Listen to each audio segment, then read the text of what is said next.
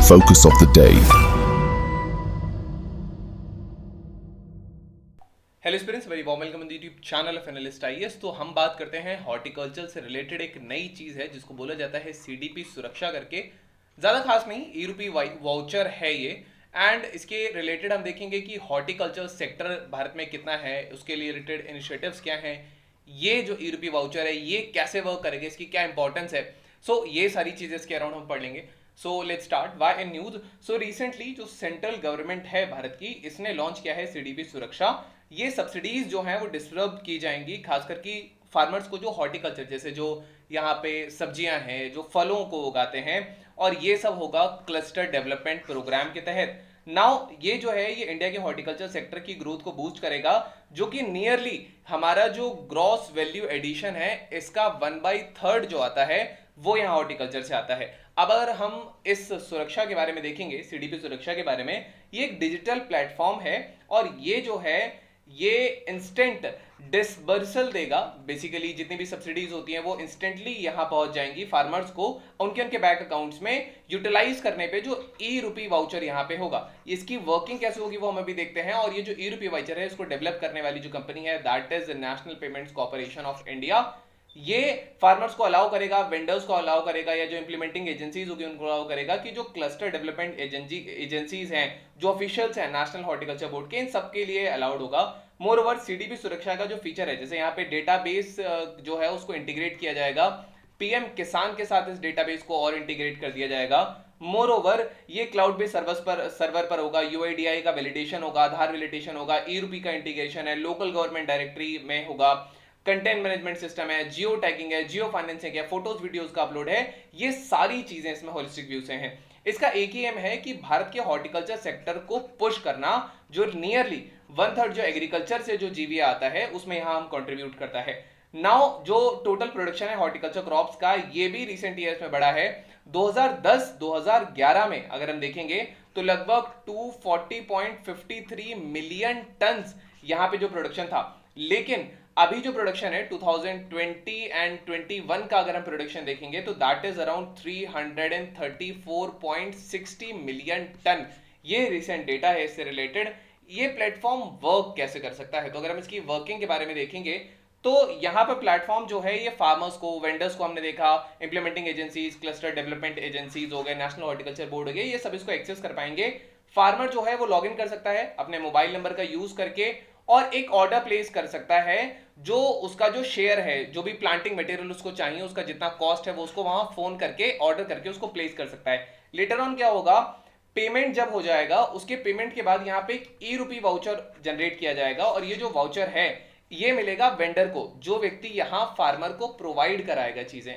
तो ये ई रूपी वाउचर उसको मिल जाएगा। ये जो वाउचर है उसके बाद जो ये जो रिक्वायर्ड प्लांटिंग मटेरियल है अब ये इस फार्मर को दे देगा। लेटर ऑन डिलीवरी जब हो जाएगी मटेरियल की तो फार्मर को वेरीफाई करना पड़ेगा ये जो मटेरियल है, जैसे जियो टैग, फोटोज, वीडियोस डालने पड़ेंगे अपने फील्ड के जहां पे उसने इस मटेरियल को जो है वो लगाया है। अब ये इन फोटोज वीडियोस को जब वापस से सर्वर पर अपलोड कर देगा वेरिफिकेशन के बाद, जो यहाँ पे इंप्लीमेंटिंग एजेंसी है, इंप्लीमेंट एजेंसी जो है ये मनी को सीधा सीधा फिर जो वेंडर था उसके खाते में ये ई रूपी वाउचर को जो है वो ट्रांसफर कर देगी इस यहाँ क्रॉस वेरिफिकेशन के बाद। नाउ यहां पर ये जो वेंडर है ये रिक्वायर, और वेंडर को भी यहां रिक्वायर होगा कि जब उसको पेमेंट मिल जाएगा या इनवॉइस मिल जाएगा तो वो उसको पोर्टल पे अपलोड कर दे।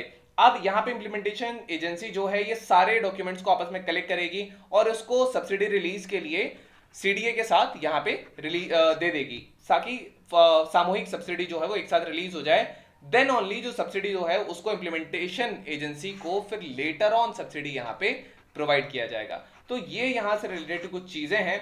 अब यहाँ पे हाउएवर जो फार्मर है जिसने ये डिमांड रेज की थी प्लांट मटेरियल की, प्लेटफॉर्म को यूज करके ये सब्सिडी अवेल कर सकता है। इसको पहली ही स्टेज पे यहाँ पे सब्सिडी मिल जाती है। थोड़ा सा कॉम्प्लेक्स है बट इतना ध्यान रखना है कि बेसिकली ई रूपी का इंटीग्रेशन है, वेंडर को मिलता है सीधा सीधा, फार्मर को पैसा नहीं मिल सकता, क्योंकि फार्मर को अगर पैसा दे सकते थे तो वो कहीं और भी इन चीजों को खर्च कर सकता था। ये इससे रिलेटेड कुछ चीजें हैं। नाउ इसकी इंपॉर्टेंस की बात करेंगे तो जो सीडीपी सुरक्षा प्लेटफॉर्म है ये सब्सिडीज देगा फार्मर्स को अपफ्रंट में। ये जब वो परचेज करने जाएंगे प्लांटिंग मटेरियल को उस टाइम पे वेंडर्स जो हैं ये प्लांटिंग मटेरियल को फार्मर को देगा और उसके बाद इस वेंडर को जो है वो पेमेंट मिल जाएगा जब फार्मर वेरीफाई कर लेगा कि हाँ ऑर्डर जो है वो डिलीवर हो चुका है। उसके बाद अब यहाँ पर ओल्ड सिस्टम में बेसिकली फार्मर को ये सारे प्लांटिंग मटेरियल जो है वो अपने आप जाके खरीदने पड़ते थे। अब इससे जो ऑफिशियल्स हैं वो कंसर्न रहते थे कि सब्सिडी रिलीज करें ना करें, क्या उसने वही खरीदे, या बहुत सारी चीजें हैं। अब जो ई रूपी वाइचर है यहाँ, ये एक वन टाइम पेमेंट मैकेनिज्म है जिसको रिडीम किया जा सकता है, कार्ड की जरूरत नहीं है, डिजिटल पेमेंट ऐप या इंटरनेट बैंकिंग से किया जा सकता है, फोन पे गूगल पे से किया जा सकता है, मर्चेंट जो भी ई रूपी को यहाँ एक्सेप्ट कर रहा है वहां से किया जा सकता है, या जो भी इसके लिए एप्लीकेशन होगी उससे कर सकता है। According to the National Payment Corporation of India, जो ई रूपी है इसको शेयर किया जा सकता है बेनिफिशियरी के साथ स्पेसिफिक पर्पस, स्पेसिफिक एक्टिविटी के लिए, जो कि बेसिकली गवर्नमेंट एसएमएस या क्यूआर कोड से कर देगी। तो ई रूपी का ये फायदा है कि इसको और कहीं इस्तेमाल नहीं किया जा सकता, स्पेसिफिकली जिस चीज के लिए इसको रिलीज किया जाएगा वहीं पे ये इस्तेमाल हो सकता है। अब this is the work of the e RUPI. Now status क्या है हॉर्टिकल्चर सेक्टर का, तो भारत जो है वो सेकंड लार्जेस्ट प्रोड्यूसर है यहाँ पे फ्रूट्स एंड वेजिटेबल्स का।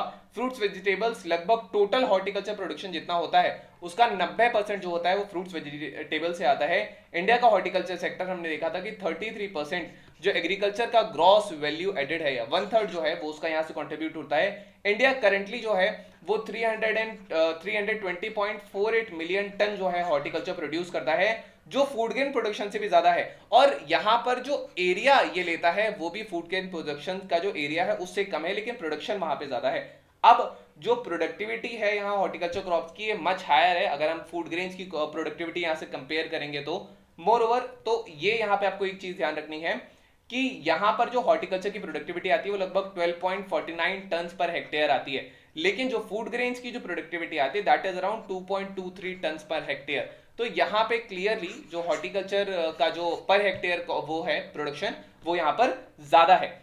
फूड एंड एग्रीकल्चर ऑर्गेनाइजेशन के हिसाब से भारत जो है सर्टेन वेजिटेबल जैसे जिंजर है, ओकरा है, या फ्रूट जैसे बनाना, मैंगो एंड पपाया है, इनमें हम लीड करते हैं। एक्सपोर्ट्स की बात करेंगे तो भारत जो है वो 14th है वेजिटेबल्स एक्सपोर्ट करने के मामले में, और भारत जो है वो 23rd है फ्रूट्स को एक्सपोर्ट करने के मामले में ग्लोबल हॉर्टिकल्चर मार्केट में। लेकिन जो हमारा जो टोटल कंट्रीब्यूशन है वो केवल 1% है, ज्यादातर कंज्यूम हो जाता है। Now Bangladesh, UAE, Nepal, Netherlands, Malaysia, Sri Lanka, UK, Oman, Qatar, ये हमारी मेजर एक्सपोर्ट डेस्टिनेशंस हैं फ्रूट्स के लिए, वेजिटेबल्स के लिए।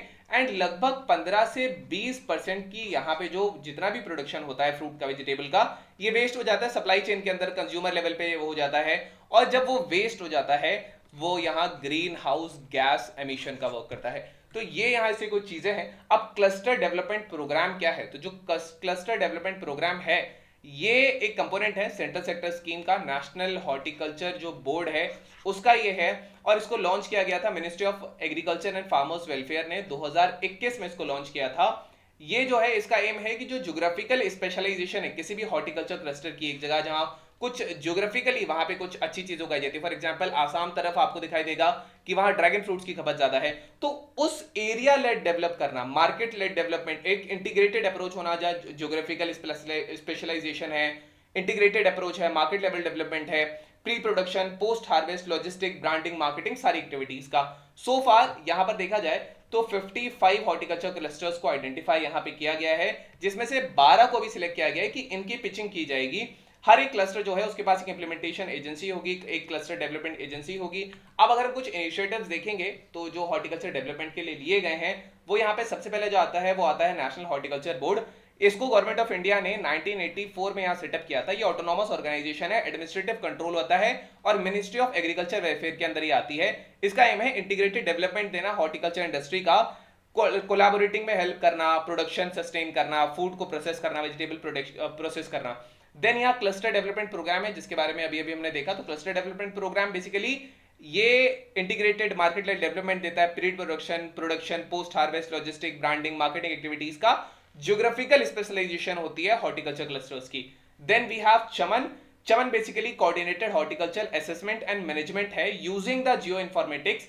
इस प्रोजेक्ट के अंदर अच्छी मेथोलॉजी का या साउंड मेथोलॉजी का यहाँ पे इस्तेमाल किया जाता है एस्टिमेशन के लिए। हॉर्टिकल्चर क्रॉप्स की कितनी होंगी, नहीं होंगी, उनको डेवलप किया जा रहा है। ये पायलट बेसिस पर होगा और ये होगा सैंपल सर्वे मेथड को यूज करके या रिमोट सेंसिंग को यूज करके। ये यहाँ से रिलेटेड चीजें हैं। देन चमन के बाद यहाँ है mission for integrated development of horticulture. ये जो है सेंट्रली स्पॉन्सर्ड स्कीम है हॉलिस्टिक ग्रोथ के लिए, हॉर्टिकल्चर के लिए। इसमें fruits, vegetables, roots, tuberculosis, tuber crops जो होता है, mushroom, spices, flowers, aromatic plants, coconut, cashews, cocoa, bamboo, ये सारी चीजें इनसे कवर की जाती हैं। कुछ सब स्कीम्स हैं जैसे कि नेशनल हॉर्टिकल्चर मिशन है, horticulture mission for north east Himalayan states है, then we have national horticulture board, coconut development board, central institute of horticulture, ये सब इसके अंदर आते हैं। नाउ यहाँ पे नेक्स्ट जो है वो है हापिस, ये horticulture area production information system है। ये जो सिस्टम है यहाँ पे ये basically this is a web portal, और ये जो वेब पोर्टल है ये ऑनलाइन सबमिशन देता है, डिस्ट्रिक्ट लेवल डेटा बेसिकली यहाँ पे होता है हॉर्टिकल्चर क्रॉप से रिलेटेड किसी भी डिस्ट्रिक्ट का। नेक्स्ट भी है प्रधानमंत्री कृषि सिंचाई योजना। ये जो है ये इरिगेशन प्रॉब्लम को बेसिकली एड्रेस करने के लिए बनाया गया था, जिसका एम है डेवलपमेंट प्रमोट करना है, इरिगेशन इंफ्रास्ट्रक्चर, कल्टिवेटेबल एरिया जो है उनको एक्सपेंड करना, एनहेंस करना, जो ऑन फार्म एफिशिएंसी है उसको, ये से रिलेटेड चीजें हम आने वाले टाइम पे प्रोडक्टिविटी बढ़ाई जा सकती है, लिवलीहुड इंप्रूव किया जा सकता है फार्मर्स का, इफेक्टिवली टाइमली जो सब्सिडीज हैं वो पहुंच जाएं। और यहाँ पर एक अप्रोच ये है ताकि प्रोडक्टिविटी इंडियन हॉर्टिकल्चर जो क्रॉप्स है उनकी बढ़ाई जा सके, एंड यहाँ जो बॉटलनेक्स हैं उनको कम किया जा सके। कंट्री का एस्टिमेटेड जो प्रोडक्शन है 2050 तक जो है वो अराउंड 650 मिलियन मेट्रिक टन होगा। तो यहां तक पहुंचने के लिए बहुत सारी अप्रोचेस की जरूरत है। Next we have our today's students question. The question says consider the following statements about the CDP Suraksha platform. It aims to provide subsidies to the farmers for purchasing the planting materials. It uses e-rupee voucher for the instant disbursal of the subsidies to the farmers. It is only accessible to the farmers and not implementing agencies or cluster development agencies. Which of the following statements given are correct? You can type the answer in the comment section. The latest is correct or not. Then with today's main practice question, the question says analyze the significance of CDP Suraksha platform in the context of promoting the growth of India's horticulture sector and improving subsidy distribution mechanisms for the farmers. Discuss key features, operational aspects of platform, highlight how it addresses the challenges faced in the earlier system, evaluates its potential impact on horticulture sector contribution to the agriculture gross value addition and overall farmer welfare. So this was all about today's video session. I hope you understood it well. Thank you, have a nice day and stay tuned with Intel Studies for better preparation.